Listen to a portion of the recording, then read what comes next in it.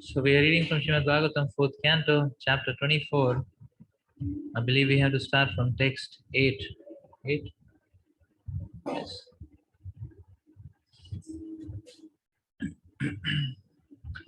Havirdhanat Davirdhani Dhavirdhani Vidurasuta Satsutan Barhi Sadam Gayam Suklam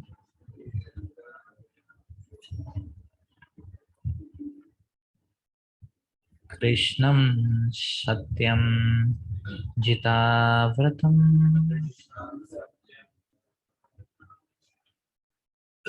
Havirdhana, the son of Maharaj Antardhan, had a wife named Havirdhani, who gave birth to 6 sons named Barhisat, Gaya, Shukla, Krishna, Satya, Jitavrata.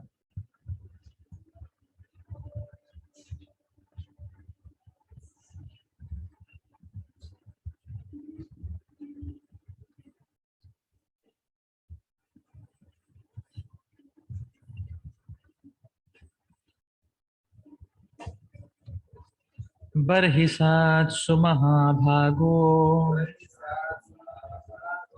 Havirdhani Prajapatihi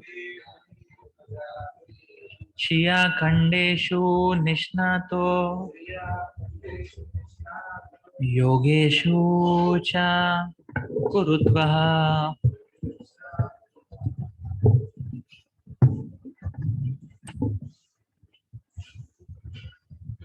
The great sage Maitreya continued, My dear Vidura, Havirdhana's very powerful son named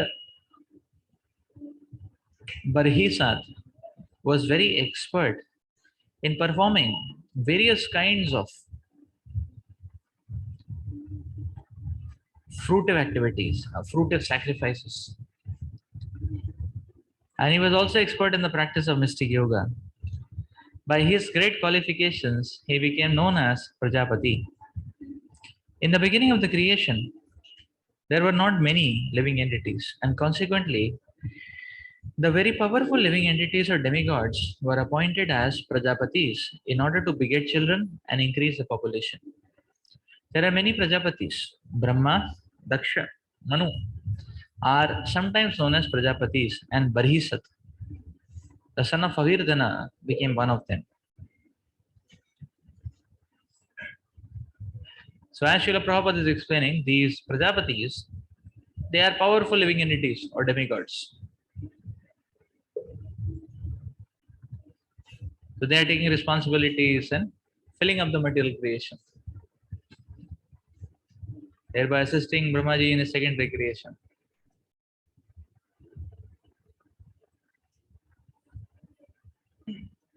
Yasyedam deva jajanam anuyajnam vitanvataha prachina grahe kusherasi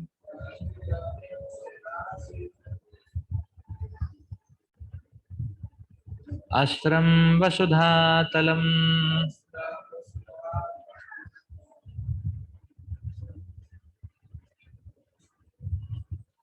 Maharaj Barhisat executed many sacrifices all over the world. He scattered kusha grasses and kept the top of the grasses pointed eastward.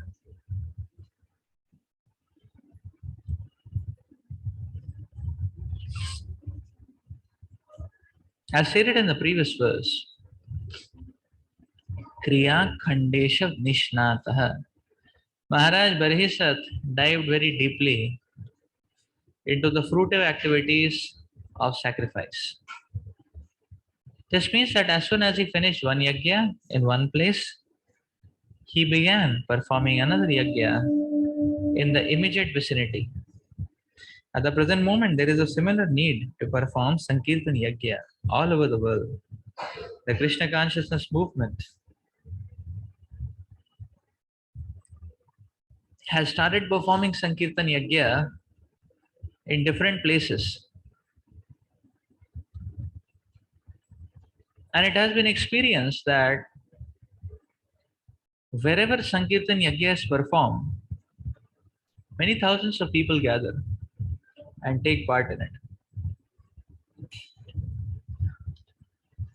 Imperceptible auspiciousness achieved in this connection should be continued all over the world. The members of the Krishna consciousness movement should perform Sankirtan Yajnas one after another, so much so that all the people of the world will either jokingly or seriously chant Hare Krishna, Krishna Krishna, Hare Hare, Hare Rama, Rama Rama, Hare Hare. And thus they will derive the benefit of cleansing the heart. The holy name of the Lord Hare Nam is so powerful that whether it is chanted jokingly or seriously, the effect of vibrating this transcendental sound will be equally distributed.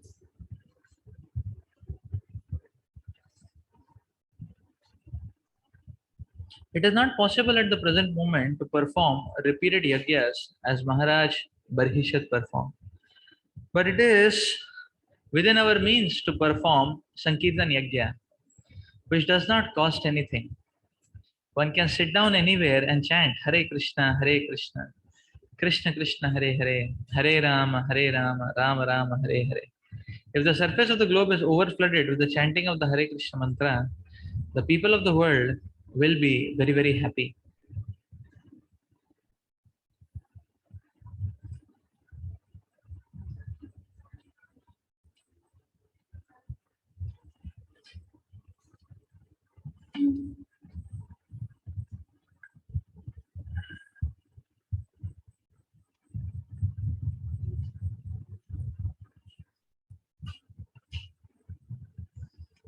Srila Prabhupada is highlighting on the specific characteristic quality of Maharaj Bharishat's performing sacrifices.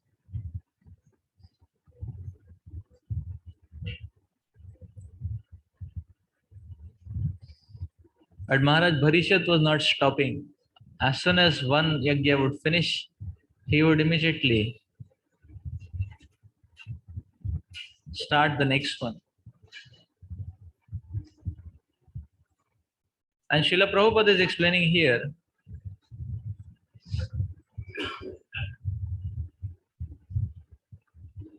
that our preaching also should be like that. Because the yajnas which Maharaj Bharishat performed, they were costly. The sacrifices for fruitive objectives and results were costly. But Prabhupada is explaining Sankirtan Yajna is not costly.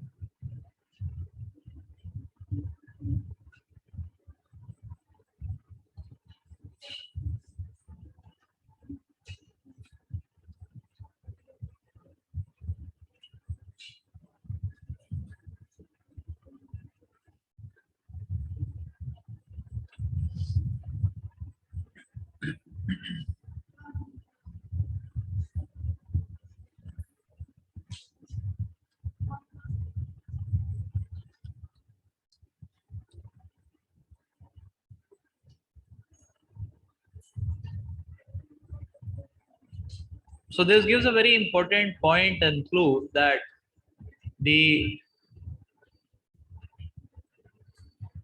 conquest of Krishna consciousness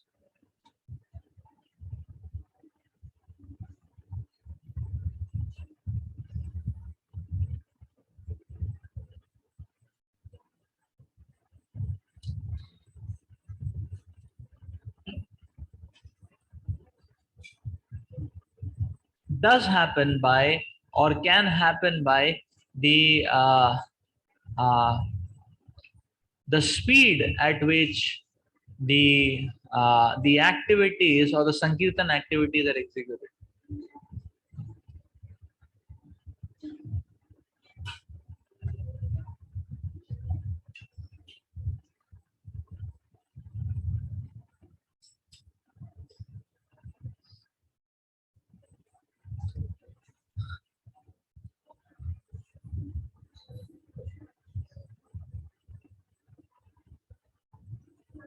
So Prabhupada is recommending continuity of Sankirtan.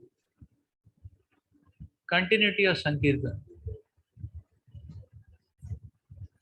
So we do book distribution only once in a year, nothing will change, neither in our life nor in anybody else's life. Suppose we do only one preaching program in a week, nothing is going to change, either in our life nor in the other people's life. Not much is going to change. How the change comes about? And Prabhupada is giving us the formula. The change will come about by continuity. Not one group. Let us have 50 preaching groups in KGP campus. So that's the point. Then you see KGP atmosphere will change, our lives will also change. And Baba is telling our program should be such that people have no other subject matter to talk about other than us. And my God, these people, they have taken it up so enthusiastically. So what's next? What's next? Immediately the next, the next, the next, the next. That's how our preaching should be actually.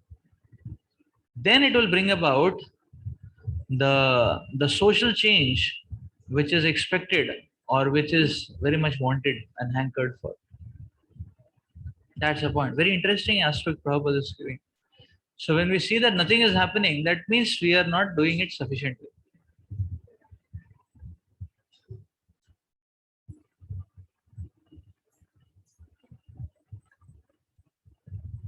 Any realization that nothing is happening simply means we are not doing it sufficiently.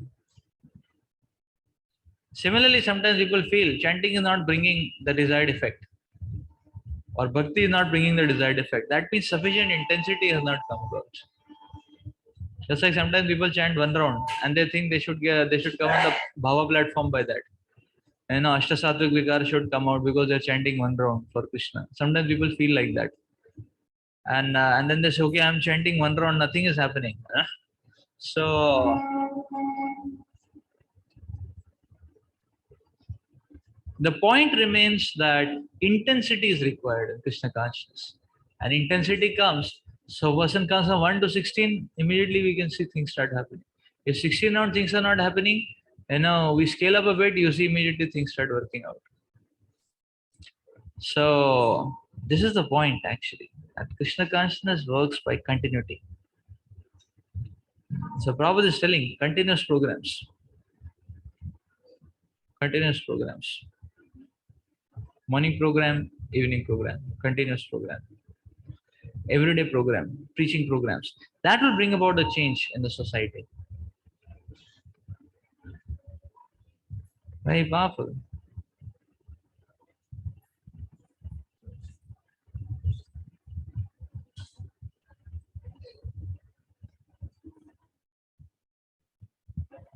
Yes, question.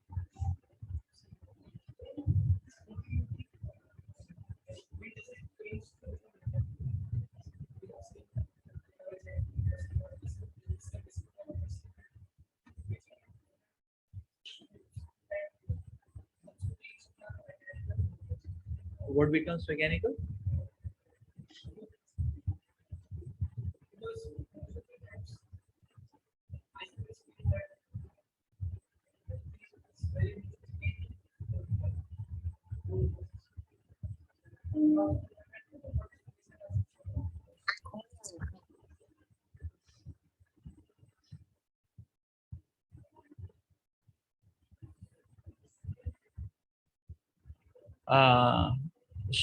The question is what? Bhakti becomes mechanical. Bhakti tends to become mechanical. So what is the question?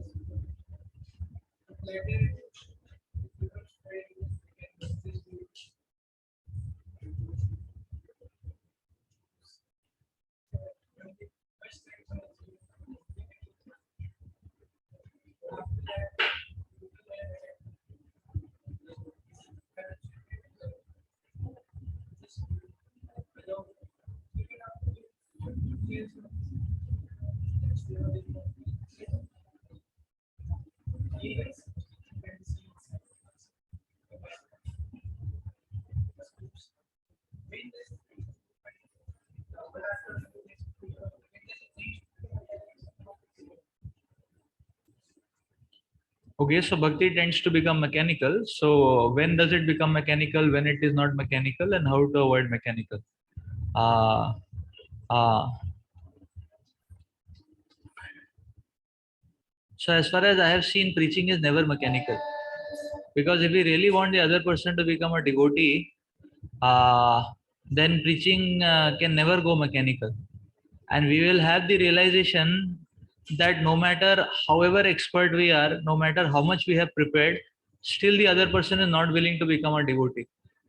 And many times we come to the state of utter helplessness and praying and crying out for Krishna to help out that person to become devotee, or to give us directions of how to help the other person out. No formulas work, no logic works, no reasoning works, no erudite scholarship works, no charisma works, nothing works actually. We may try everything and we may work hard, still the results may not come actually. So unless we come and kneel down and beg to Krishna and cry tears in front of Krishna, praying for each and every of these boys, and next time again we go out for preaching, again same story is going to be there. And next time again we go out for preaching, again the same story is going to be there. Even when you come on Bhava platform, still we will see it preaching is not working out unless we cry out to Krishna. Preaching is never going to be mechanical. Preaching is never going to be mechanical. So that is the point. So the whole point is rather when we when we fix and when we fix it up, then our most of the time will go for Maya. Like if we say, okay, in KGP we are only, when the semester start, that time only we'll preach. By the end of 2-3 months, we are only left out with some 10-15 boys, sometimes 5 boys. So if you just stop there that it's done for this year, then what are we going to do the whole year? We'll be doing Maya service, is it not? That is why it is important to uh, uh, so it's not going to be mechanical. Preaching service is not mechanical. Preaching service is not mechanical. If we are really interested in making the other person into devotee, it will not be mechanical. That is how we can save it from being mechanical. If you are only interested in giving some seminars, clicking some photographs, putting, getting a feel that okay, I am also a preacher, I have some fan following, then it will be mechanical. Okay, yet another seminar to be delivered. Okay, I will go and deliver. Then it will be mechanical. So, for a person who is genuinely concerned about making the other person into devotee, it will not be mechanical. So, that was a point. It was not mechanical even for Prabhupada. Because you see, preaching means everything. It's a very simple formula. If you want to start a preaching program, that program requires us to first go and enroll people, the book distribution, or enroll, then invite them, call them, cook for them, give the class, talk to them nicely, serve them prasad, then do cleaning, vessel washing, everything, all that now end to end is one preaching program. It is not mechanical. What will become mechanical is like a big uh, uh, like a great acharya, we are just descending on the in the hall, and people are sitting in front of us. We just give pravachan, give ashirwad and move. That may go mechanical. That may go mechanical. But if we are really concerned, then so that is the point. Superficially, if we take up to preaching, then it is going to be mechanical. But we understand the essence of preaching. Preaching means helping the other person to become a devotee. The goal is not our YouTube followership. The goal is the other person should chant 16 rounds throughout life. Then it is not going to be mechanical. People will sufficiently purify us. People are going to sufficiently purify us. So that's the point. So therefore, one of the basic understandings of preaching is also very much like childbirth. Just like somebody gives birth to a child, then whatever fellow has dropped in, one has to take care of that fellow. Whether he's ugly looking, irritated behavior, Useless personality, whether he's a muff, he is a rascal, whatever that person is, one has to take care of it. Is it not? Preaching is also very much like that. That whatever people we get in the group, uh, we are willing to extend for them. So therefore, in follow-up, the basic principle of follow-up is uh, uh, we don't drop the boy easily. Not that, okay, it's the beginning of the preaching, I have 30 lists. It will get reduced to 3, 4 anyways. That is the mentality, then it will be mechanical, 100%. So we have to understand that, okay, 30 people I have got, let 30 people have enrolled from my wing. All 30 should become 16 rounders, initiated devotees. We should pray for them. We should plan like that. And then one person is slapping on our face, spitting on our face and leaving. One should feel that pain. Oh, he's going, who is going, You see, it won't be mechanical like that. So, so we are putting effort. It won't be mechanical. It is mechanical when we take it as a. So that is the point. The attitude which will save or which will ensure that preaching is never mechanical is we are interested in making the other person into a fixed up devotee and lifelong practicing. That is the point. We are just not interested in uh, like some devotees, they feel that by the time they pass out, they feel that they are only meant for giving one-time programs. We saw some pass outs, when they would be called for the program, they would start asking, okay, how many boys are going to attend? And they would say, okay, if it is less than 50 boys, I will not come. If it is less than 100 boys, I will not come. This is not what is the process of bhakti. Srila Prabhupada was willing to talk to one person also, like that. So then what are they, so what is the mindset up to? Okay, one can give a very bombastic one-time seminar. You can just reverberate the whole floor and all that. But that is not what will make people devotees. So that kind of attitude will 100% go mechanical. Mindlessly, one may just speak a topic like that. But if we are really concerned about making the other person into devotee and maintaining the other person to be devotee, uh, uh, then it is not going to be mechanical. That is the point. So preaching is not pravachan. Preaching involves everything, is it not? That's the point. So it is the right kind of attitude and right kind of goal if we have, then things will not be mechanical. That's the idea, or that is the idea. Now, that is true of any service, is it not? So unless we inculcate that feeling, it won't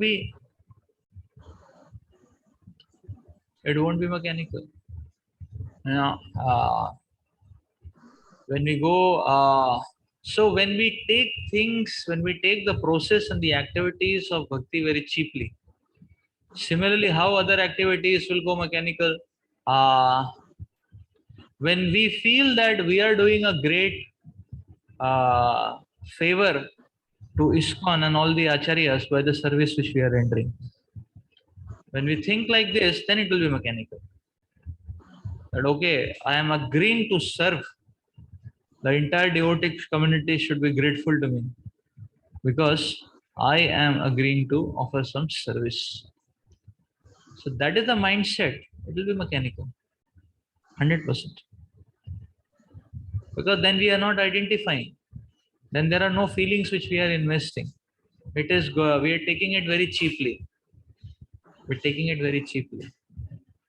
So, but when we feel that this is my, when we identify with the acharyas, with their mission, and we feel that my job is to be an instrument and to please the acharyas, then we will be careful about one thing and one detail. It's not going to be mechanical, is it not? Like say temple construction, it can be mechanical. If one is thinking, okay, this devotee, his job is to get money. My job is to just spend the money. If you think like that, it will be mechanical, and it will not be a good service. My job is to just to spend like that. So anybody I will just get and fit and spend. One should feel the pinch, is it not? That one penny is Krishna's money, is it not? No. So ideally, suppose a temple, the devotee overseeing temple construction, his consciousness should be okay. In the temple funds, now okay, whatever 2 crore, 4 crore, whatever is collected, but his consciousness should be that the temple should be constructed, not a single penny should be spent. That should be his consciousness. It should be all marble. It should be all marble, like that, 15 feet thick walls, like that, columns, so much that it can, take up the load of 8-story building, you know. So what if only 2 floors are there, the building should have the bearing capacity of 8 stories, and not a single penny should be put, is it not, and rods, the best quality, cement, the best quality, everything, the best quality, and rather than temple funds being depleted, no, some extra fund should come, that should be his consciousness, like that, so then it is not going to be mechanical, because the person will feel for each and every penny. He will think 3 times before spending one extra penny. That can I do some extra hard work to save it? So another thing is, when we remember that, when we remember for whom we are doing the service, then it will again not be mechanical. Many times we think that we are the controller. That is the point. Then it is going to be mechanical, is it not? So, because we remember that, okay, I am accountable to my seniors. I am accountable to my seniors. Then it won't be mechanical, because we'll feel that, okay, now let me improve the quality of what I am doing. Is it not? Uh, just like we have just started sending regular reports to Maharaj, 2 months, every 2 months. But the very fact we have to send a report is setting us all right. Previously also we were doing seva. Now also we're doing seva, but now we know, so that very thing that, okay, I have to send the next report, and there should be something in the next report to put in, something to put in, some improvement. What we did whole 2 months, we should be able to speak 1 or 2 sentences about it. Not that, okay, Maharaj, we just did Krishna consciousness, so like that. So that itself is setting us right. You see, the mood of being a servant, being an instrument is so nice, right? Like why I was telling we need to do book distribution every week. Why I was telling every 2 months at least 500 Gita should go, from our center, or because it was paining to me a lot, putting that figure that in 3 months you only distributed 30 Bhagavad-gitas, I sent that report, but it was very painful, 30, and how many people are there in your community? 20 devotees, you know, 20 devotees, 35 children. How many Gitas are distributed? 30. It's like, just try to just figure it out, This is not, so the point is, if we, so we have to understand that we are not doing a favor to ISKCON by doing service. We have to understand, we are doing it for the pleasure of our seniors who have given us this service. Is it not? So for the pleasure of our seniors who have given us this service.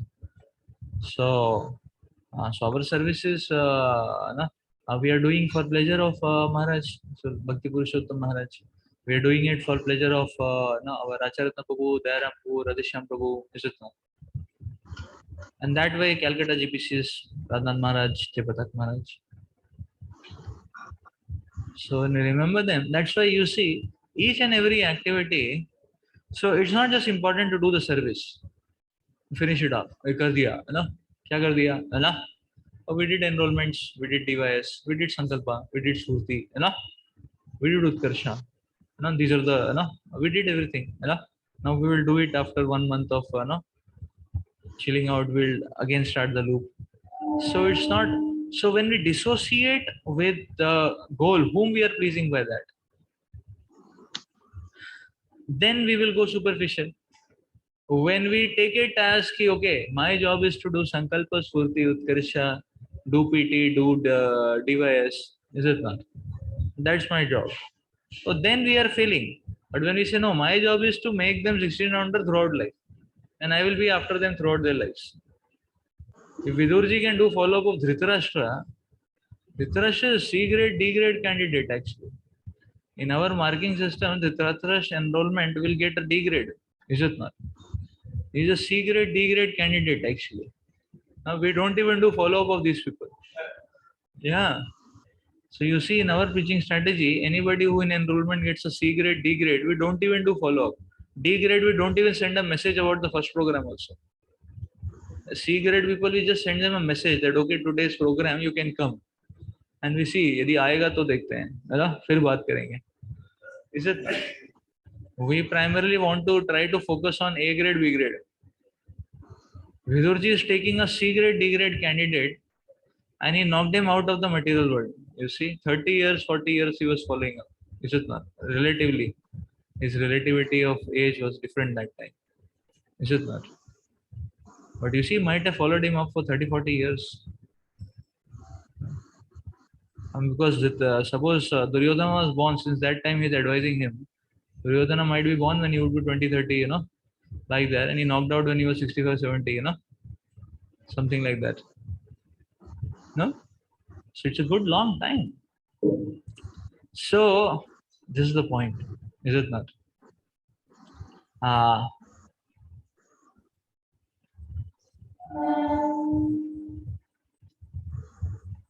So that is why Radhanath Maharaj says that paying attention to details is a sign of love.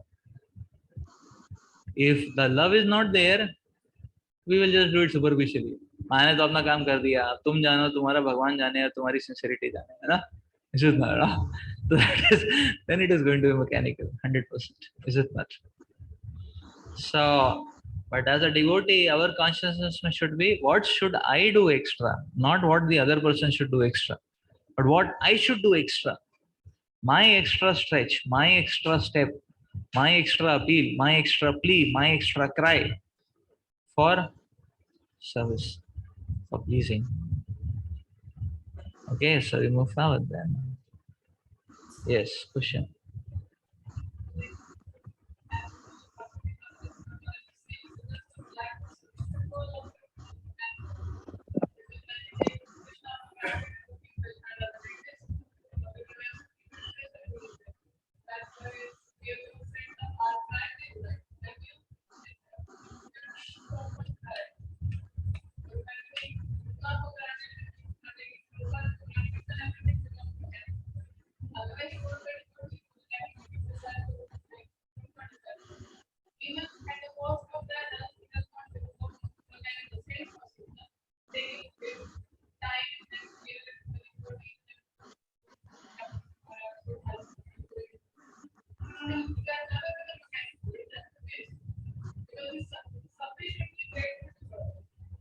Yes, because of lack of sufficient goal, also things may go mechanical, and therefore we have to inculcate sufficient gratitude. Yeah.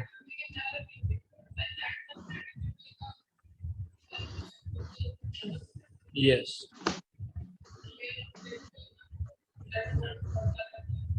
Yes, you have to. Yes. So we should cultivate.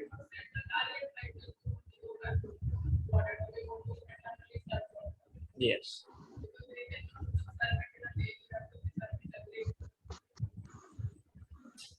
That is true. So we have to cultivate, work on increasing our gratitude. We're sufficiently grateful, then we would stretch.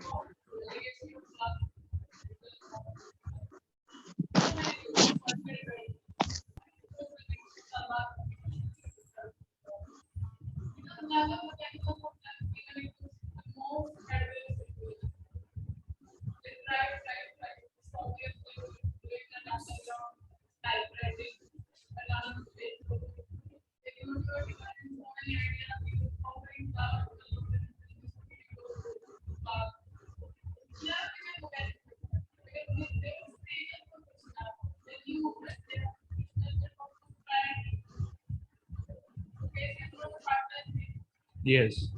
Case is not a part-time, part-time affair.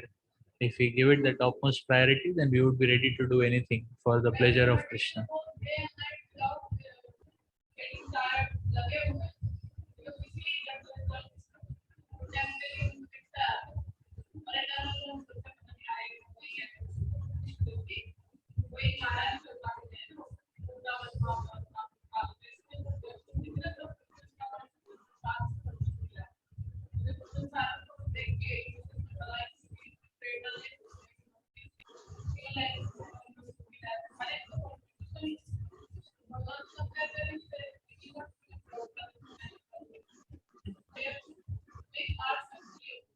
Yes, we have to make ourselves fully available. Yes, that's true. Yes, that's an important point. Okay, next verse. Samudrim devatevoktam upayeme satadrutim yam vikshaya charu sarvangim सर्वज्ञम shirorim susthab alankritam.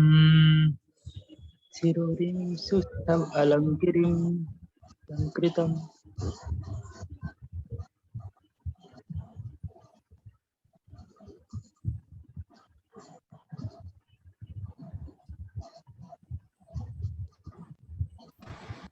परिक्रमान्तिम उद्वाहे परिक्रमाम चकामे अग्नि सुखिम इवा. कामे अग्निं सुखिं Maharaj Barhisat, henceforward known as Prachina Barhi,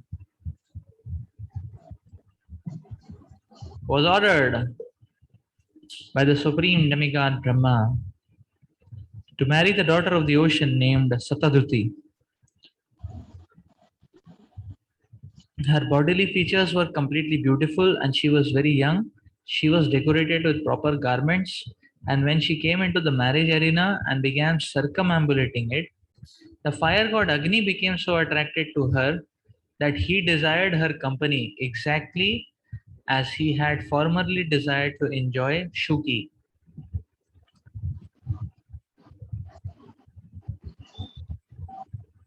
In this verse, the word Susthav Alankritam is significant. According to the Vedic system, when a girl is married, she is very profusely and gorgeously decorated with costly sarees and jewelry. And during the marriage ceremony, the bride circumambulates the bridegroom seven times. After this, the bridegroom and the bride look at one another and become attracted for life. When the bridegroom finds the bride very beautiful, the attraction between them immediately becomes very strongly fixed, as stated in Srimad Bhagwatam. Men and women are naturally attracted to one another, and when they are united by marriage, their attraction becomes very strong. Being so strongly attracted, the bridegroom attempts to set up a nice homestead and eventually a good field for producing grains. Then children come, then friends, and then wealth.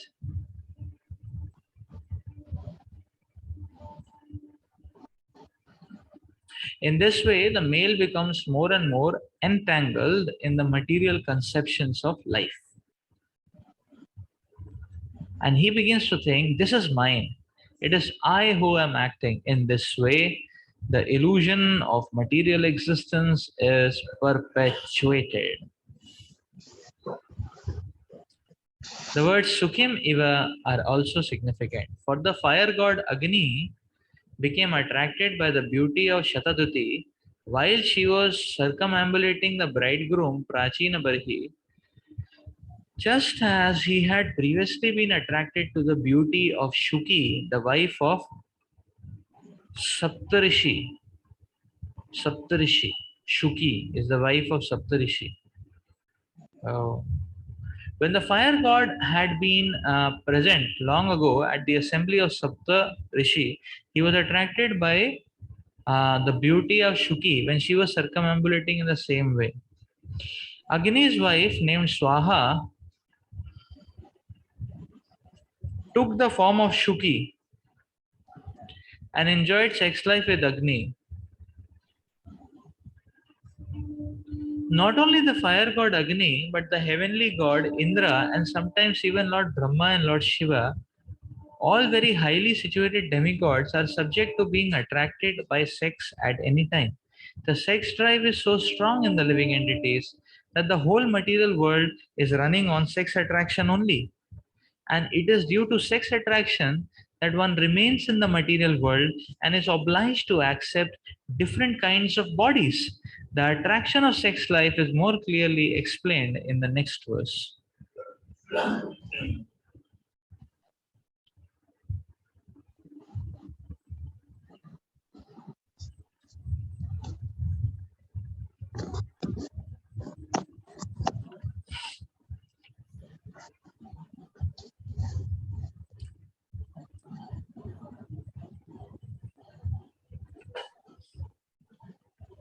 So as the purport began, it seemed that Prabhupada was recommending the lady being dressed in very costly clothes, the bride looking at the bridegroom and getting who the Prabhuji's bride or the Mataji's bride. Prabhu is bride groom. Okay, Prabhu is the bridegroom and he is looking. So bridegroom and he looks at the Mataji, the bride, and attraction and all that. Seems that Prabhu is recommending. But then and uh, and uh, and I saw our candidates are also very, oh yes, yes, nice, like that, oh yes, yes, yes, that is how, it has to be done, so that is how exactly the illusion works actually. Like that. So yeah, material affairs are as hollow as anything else actually, and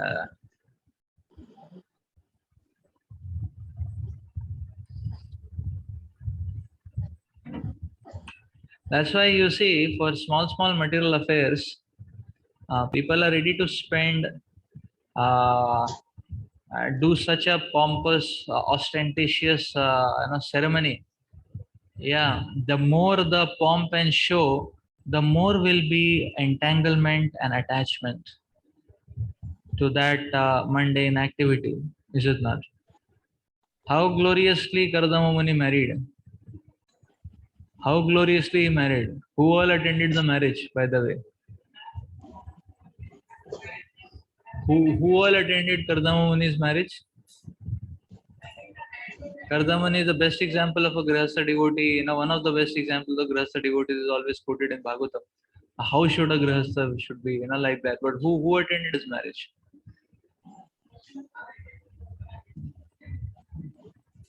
There were only 4 people. Is it not?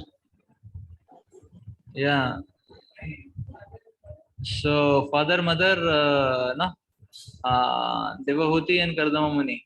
Devahuti Mataji and Kardama Muni. Only 4 of them. Mother Devahuti and Kardama Muni. 4 of them were there. Is it not? I don't know who did the yajna.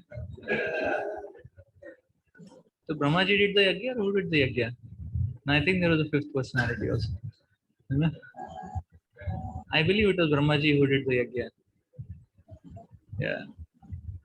So there were only 5 people in that marriage ceremony, like that. And 5 people in that marriage ceremony. After that, Kardama Muni went on a marathon of chanting, And for many weeks he was just chanting. He forgot everything else and he was just chanting. Is it not? He was just chanting and meditating that way. So What kind of gorgeous, costly, and everything, and all that attraction. That whole mundane concept is so designed that one gets infatuated for a life. One gets infatuated for a life that way. So we have to understand not to base. The point is, one should not base one's life on these illusions. Is it not? But the more we base on our lives on these illusions, the more our life will become cheap and hollow. Let's not make the moments of our life very cheap. That they are only based on these kind of illusions. What kind of clothing, how, what kind of clothing we are wearing, and what apartment we are staying in, what is the color of the wall, how costly is that paint, uh, what is the car in which we are sitting in, uh,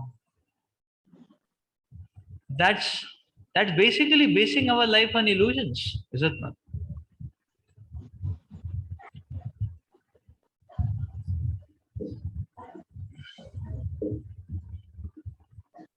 Yeah, that's basically basing our lives on illusions.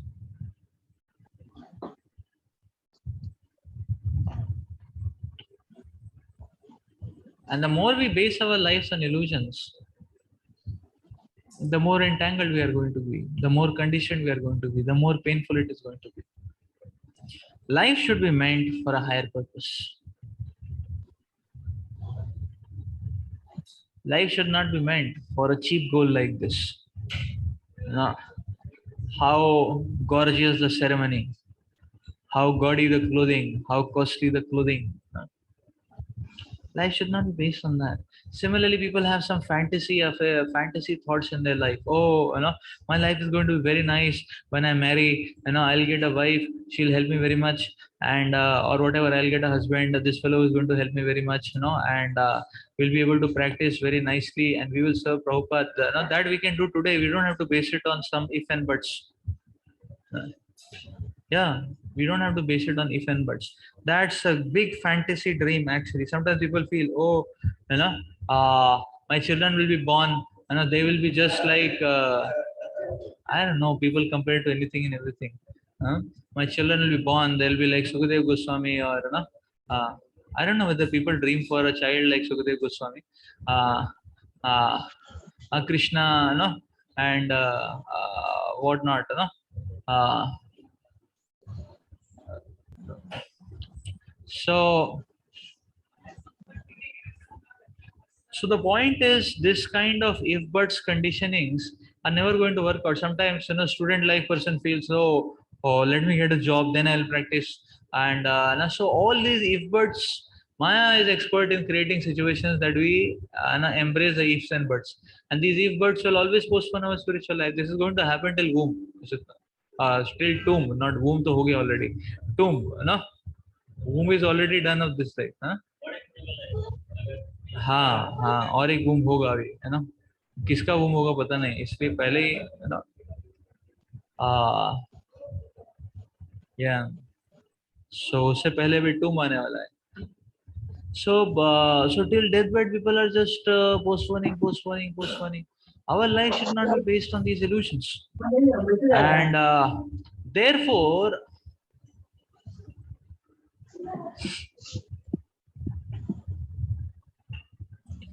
Srila Prabhupada is